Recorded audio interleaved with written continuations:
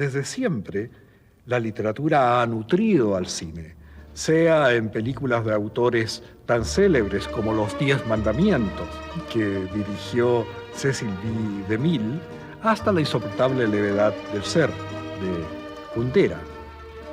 Lo nuevo, sin embargo, lo original y lo que nos ocupa hoy, es que el cine comienza a influir sobre la literatura. Es cierto que los libros han aportado una cuota considerable de personajes, de heroínas dignas de imitar, que con sus fantásticas aventuras rompían nuestra rutina cotidiana, la pesadumbre de la existencia. Pero el cine nos traía a estos héroes prácticamente en una dimensión tan sensual que parecían casi reales. Estaban al alcance de la mano, podíamos casi tocarlos. Los escritores latinoamericanos muy rápidamente fueron sensibles a este hechizo y aprendieron mucho del cine. Aprendieron la técnica, por ejemplo, del montaje, cómo contar más fluidamente una historia. Y aprendieron la técnica de la concentración emotiva. Muchas veces aprendieron del cine a trabajar con el silencio, más que con las palabras. Un gran fanático del cine fue justamente Borges, a quien se le ha dedicado un libro sobre su relación con el cine, y ya circula un análisis de la obra de Manuel Puig y sus aspectos cinematográficos. Justamente fue Puig uno de los pioneros de la introducción del cine y algunos de sus personajes en la literatura latinoamericana. Él fue a estudiar cine a Italia y, amante como era de Hollywood, sufrió un shock al ver que los cineastas italianos estaban intelectualizando el cine y eran adeptos al neorrealismo. Dice lo siguiente: querían salir de las fórmulas hollywoodianas para intentar un cine más inquieto intelectualmente, un cine de denuncia social, instigador, inteligente. Pero esa operación los llevó a un error grave. Una de las características principales de Hollywood era el cuidado de la armazón narrativa. Y dado que para esa nueva óptica crítica todo Hollywood era sinónimo de cine reaccionario, pues saber narrar también resultaba un rasgo reaccionario. Es que a Puig, como a tantos otros escritores latinoamericanos, les gusta ese cine que sabe hacer llorar. Las caricaturas me hacen llorar.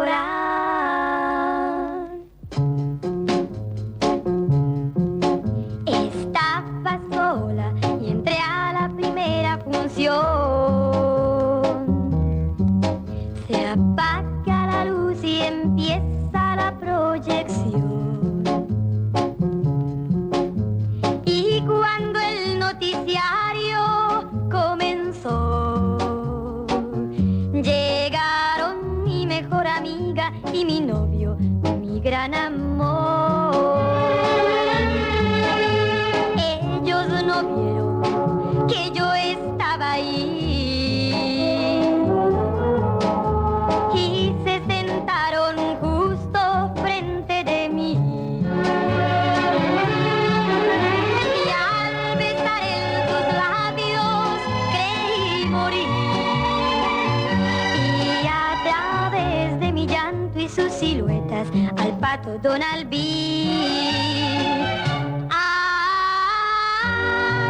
el cine triste me hace recordar. Ay, las caricaturas también me hacen llorar. Ubi, tubi, tubi, tubi, y me levanté y a casa me dirigí. Llovía y nevaba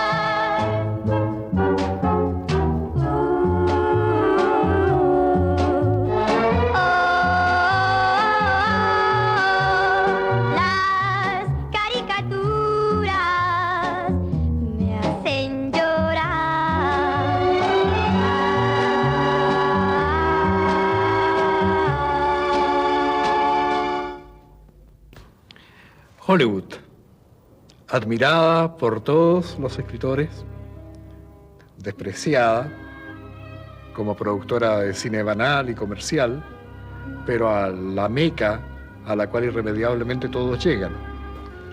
De todos los actores y actrices de Hollywood, absolutamente ninguno es más popular que Marilyn Monroe. Su extremada sensualidad, el hecho de que haya sido inmolada por las maravillosas apariencias de una mujer seductora, su vida tan absolutamente destinada al apetito de los productores y a la voracidad de los espectadores que siempre querían más, se transformó en una especie de hito trágico. Y su suicidio conmovió profundamente la vida de muchos hombres.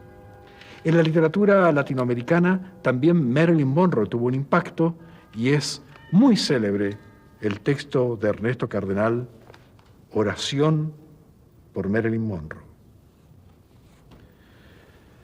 Señor, en este mundo contaminado de pecado y radioactividad, tú no culparás tan solo a una empleadita de tienda que, como toda empleadita de tienda, soñó ser estrella de cine.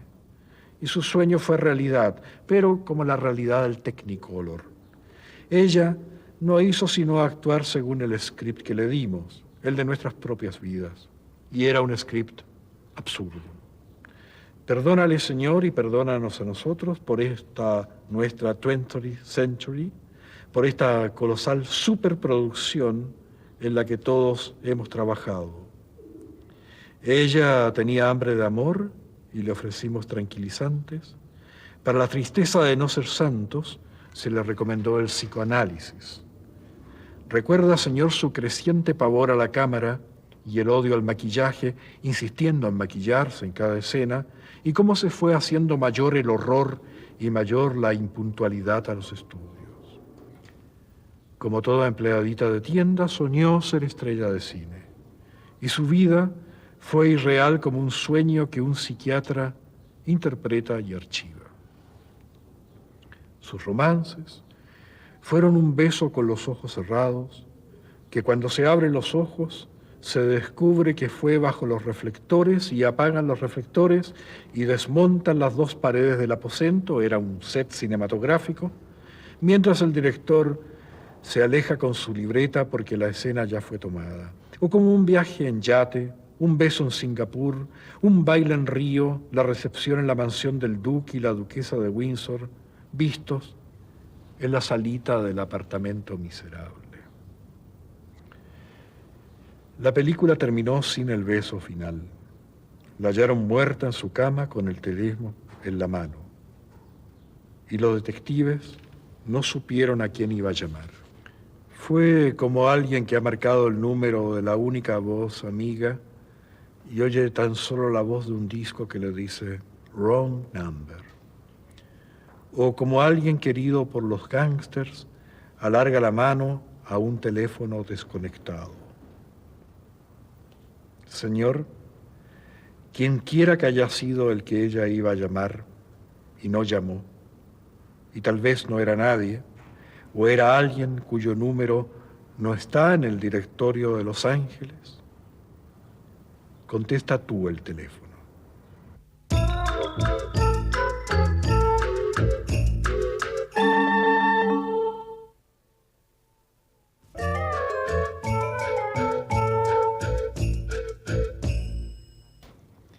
Acerca de la influencia del cine en la literatura, quisimos conversar con alguien que conoce el oficio desde adentro. Miguel Litín ha hecho películas sobre textos de Alejo Carpentier y de su colega y amigo Gabriel García Márquez. Quisimos saber si él aprecia ya de que el cine tiene una influencia sobre la vida y la obra de los escritores latinoamericanos. Bueno, lo que yo he visto por mi experiencia es que el cine realmente ha influido en el comportamiento, en la conducta y en la forma de escribir de casi todos los escritores que yo conozco y que a mí me gustan. Por ejemplo, Alejo Carpentier realmente era un héroe de cine. De algún modo era como un galán del cine francés de los años 40. Y él, de algún modo, también participó en doblaje, dobló a algunos actores franceses. Pero bueno, en su literatura, específicamente El siglo de las luces, es un gran film, de principio a fin. Su imagen, en lo que él describe, el héroe principal, está influido definitivamente por los héroes cinematográficos de ese tiempo, pero sobre todo en Los pasos perdidos, la gran novela por la cual Tyrone Power se interesó directamente por interpretar el personaje central.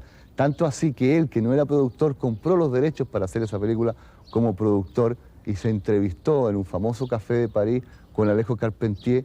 Discutieron, incluso modificaron algunos aspectos del personaje para que se pareciera aún más a Tyrone Power. Ahora, ¿qué es lo que le interesó a Tyrone Power? Evidentemente ese aire libertino, nihilista, aventurero que tiene el personaje. Un hombre que está dispuesto a todo por el amor, está dispuesto a embarcarse en las aventuras más fenomenales, a perseguir las utopías más inexistentes o inasequibles solamente por el amor de una mujer. Ahora, un personaje que tampoco, frente a él sucede todo, pero él se mantiene impávido, casi sin conmoverse. Este fenómeno yo creo que lo acerca mucho al personaje de Los pasos perdidos, a Tyrone Power. Por otra parte, en nuestra literatura tenemos el caso de la novela de María Luisa Bombal, La última niebla, la cual fueron comprados los derechos para ser interpretados por Greta Garbo. Y si tú te das cuenta, de algún modo, tras el personaje de La última niebla está el mundo interno de Greta Garbo, está presente y de algún modo está influenciada la literatura por el cine. Un ejemplo, para mí muy evidente, de cómo el cine influye en la gran literatura es el inicio de 100 años de soledad. Cuando dice, el general Aureliano, frente al pelotón de fusilamiento, el general Aureliano Buendía nunca olvidaría el día en que su abuelo lo llevó a conocer el hielo. Y la cámara entonces se acerca a los grandes bloques de hielo, comienza a fundirse y a aparecer entre el hielo transparente las primeras casas que fundan Macondo al lado del río. Es decir, es el inicio de un guión cinematográfico y de una película. Hace algunos años tuve una experiencia de primera mano acerca de cómo influye el cine en la literatura. Me encontraba en Europa y había escrito la primera versión de mi novela Ardiente Paciencia. Así, alentado, filmé yo mismo Ardiente Paciencia. Y una vez concluido el montaje de la película, volví a trabajar la segunda versión de mi novela bajo la influencia de lo que yo mismo había filmado. Esta práctica me enseñó que convenía deshojar un poco el frondoso follaje de palabras que esta novela tenía y atenerme a la línea más elemental y más dramática de la historia. Este secreto me lo reveló justamente una escena en que la madre y la hija discuten acerca del enamorado de la muchacha, un carterito de provincia que en Ardiente Paciencia pretende seducir a la chica usando versos de Pablo Neruda. La escena es así y así misma, como lo sugieren las miradas y los silencios de las actrices, la incorporé en mi novela.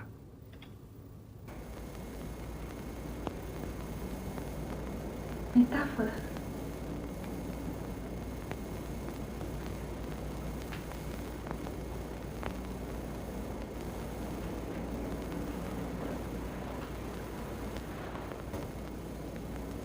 Pero mamá, ¿qué se quedó pensando?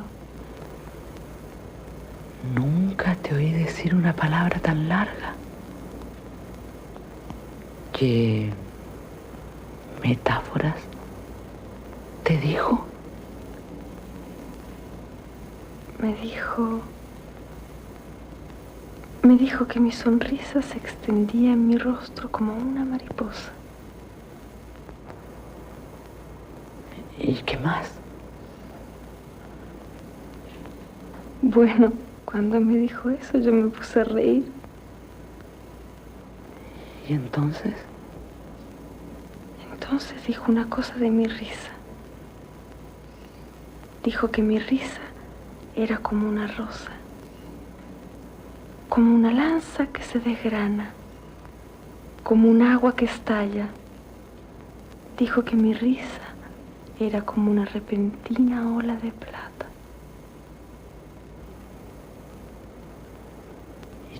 ¿Qué hiciste entonces? Me quedé callada. ¿Y él? ¿Qué más me dijo? No, mijita, ¿qué más le hizo? Porque su cartero, además de tener boca, también ha de tener manos. No me tocó en ningún momento. Dijo que estaba feliz de estar así, junto a mí, tendido junto a una joven pura y blanca como un océano. ¿Y tú? Yo me quedé callada pensando. ¿Y él? Me dijo que le gustaba cuando callaba porque estaba como ausente.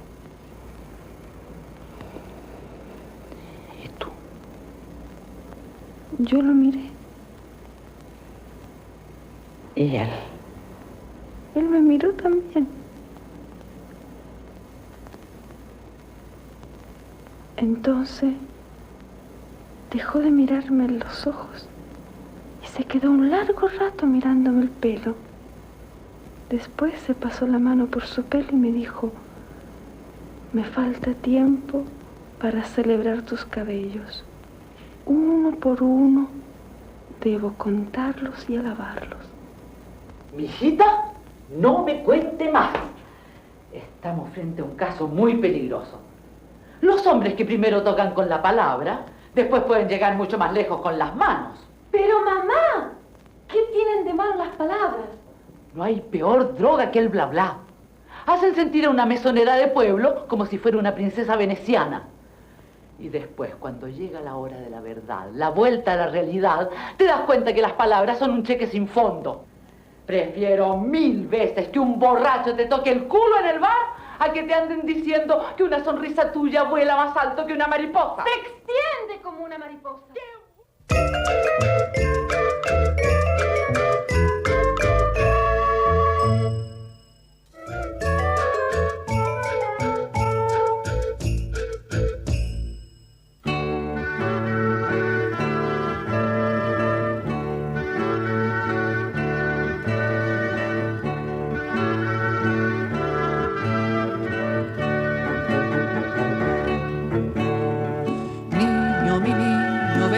En primavera te traeré, Buricito mío, lugar de madreselvas te daré. Y aunque nazcas pobre, te traigo también. Se precisan niños para amanecer, se precisan niños para amanecer. Leer es un acto de fe, porque creemos lo que estamos leyendo.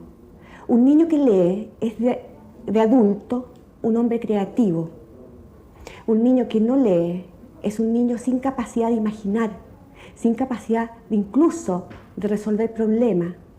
Quizás un niño que lee sueña más, por lo tanto, de adulto tiene más capacidad de resolver lo que le habría parecido imposible. Recordar un libro es leerlo de nuevo, solamente con la memoria. Y si no se leyó ese libro, no hay nada que recordar. Al entregar cada escritor una visión de mundo propia, diferente al del resto de los, no solo de los escritores, sino de los seres humanos, aquel niño que lee, aquel hombre que lee, está de alguna manera capacitado más adelante para comprender a los otros hombres. Estamos en un nivel de que o nos ponemos de acuerdo, nos entendemos en lo que estamos hablando, o simplemente seguimos con las rencillas de siempre. Y pienso que la literatura, que el libro, que el escribir sobre determinados personajes, hechos, situaciones, en fin, nos va permitiendo una mejor comprensión entre todos los hombres, entre todos los pueblos.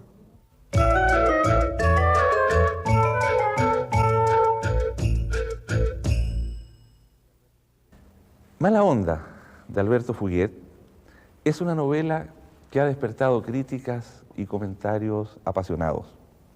Creo que son 3 los méritos principales de esta importante novela. El primero, a mi juicio, tiene que ver con la riqueza de su lenguaje.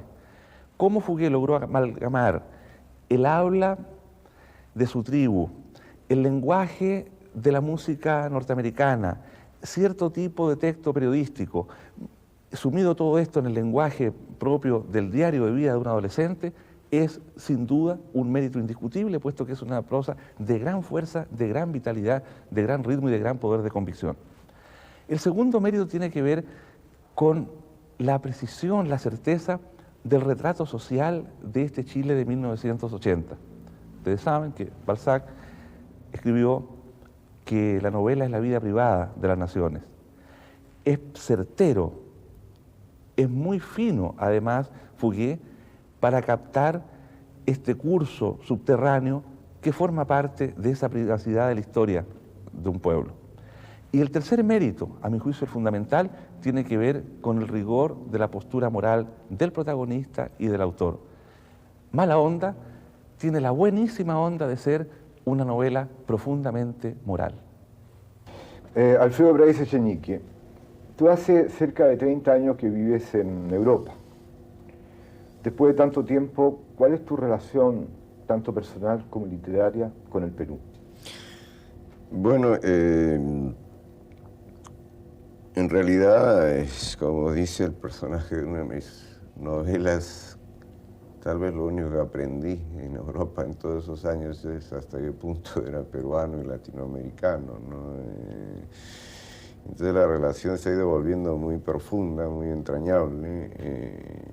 Siempre estoy viendo, incluso ahora viviendo en Europa, leo mucho más prensa latinoamericana, libros sobre América Latina que europeos o españoles en particular, ahora que vivo en España, ¿no?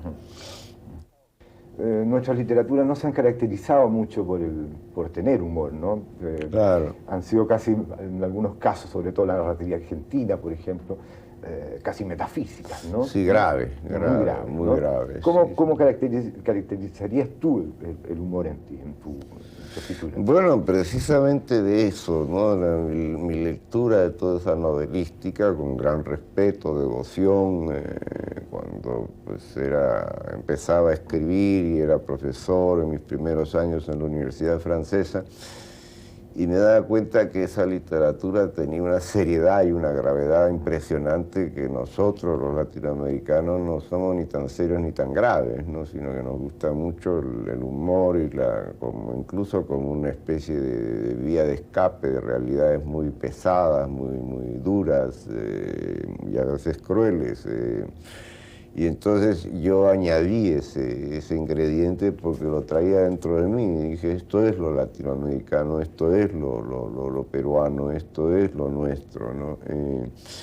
Y realmente creo que ya en los escritores posteriores, ¿no? Al boom, por llamarlo, empieza a aparecer el sentimentalismo, el humor, la canción popular, el mundo del cine popular, etcétera, tratado con tanto respeto, con tanto interés sincero como puede ser la cultura, lo que se llama la cultura culta, ¿no? En la gravedad. O sea que se puede citar un bolero con la misma importancia y el mismo respeto, aunque se puede citar a Quevedo, a Góngora o a Shakespeare, ¿no? Los dos nos parecen, que todo nos parece un mundo de boleros en el fondo, ¿no? Cuéntame, ¿cuáles son tus proyectos? O sea, ¿en qué estás desde el punto de vista literario, ¿no? Bueno, ahora acabo de terminar un libro de memorias, de recuerdos. No estás demasiado joven para estar escribiendo memorias, ¿no? Sí, pero es que yo siempre he pensado que la gente escribe las memorias cuando ya está con el cáncer generalizado, ¿no? Y no se acuerda de nada. O sea, que hay que escribirlas cuando me las lean cuando esté con el cáncer generalizado y me cuenten quién fui, por lo menos que me acuerde de algo, ¿no? Y por otro lado tiene la ventaja de que todos los personajes, o casi todos los que están en ese libro, pues están vivos y yo he podido llamarlos o escribirles y decirle, oye, es verdad lo que estoy diciendo de ti, etcétera, etcétera. Nuestro próximo programa, Literatura y Humor.